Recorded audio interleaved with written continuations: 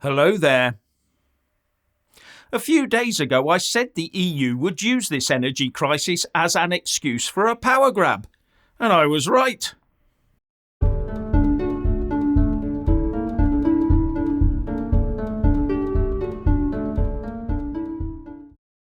Well, what a surprise. Brussels using this energy crisis as an excuse for a power grab. The EU Council President, Charles Michel, says that Russia has fired an energy missile at Europe so as to obliterate our economies, weaken our societies and destroy our morale. And the answer Charles Michel has come up with? Yes, what he calls genuine energy union. And that, of course, would all be under the control of Brussels bureaucrats. And here's what he says about it. It is urgent to establish a genuine energy union. It will be an essential pillar of the EU sovereignty. The EU sovereignty, or more accurately, the rule of Brussels, is never far from the surface, is it? And I still remember the Ramonas telling me sovereignty wasn't important and didn't mean anything. Well, it appears to mean a lot to the Brussels mob, doesn't it?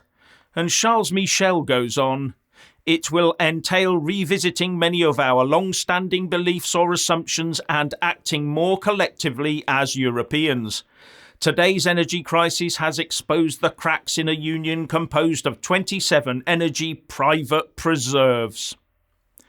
So it seems the energy reserves of each country will be EU energy reserves. But who will decide where those reserves go? And what about Norway?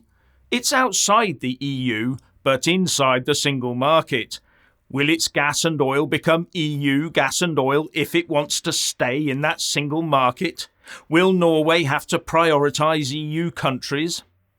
And the important question, has Liz Truss quietly agreed to join this new energy union in some form or other? Anyway, Charles Michel ends by saying that the banking crisis had forced closer EU banking union, the pandemic had forced them to pool health resources, and the energy crisis will force energy union. And none of it has helped anything one iota, except for Brussels to gain more power.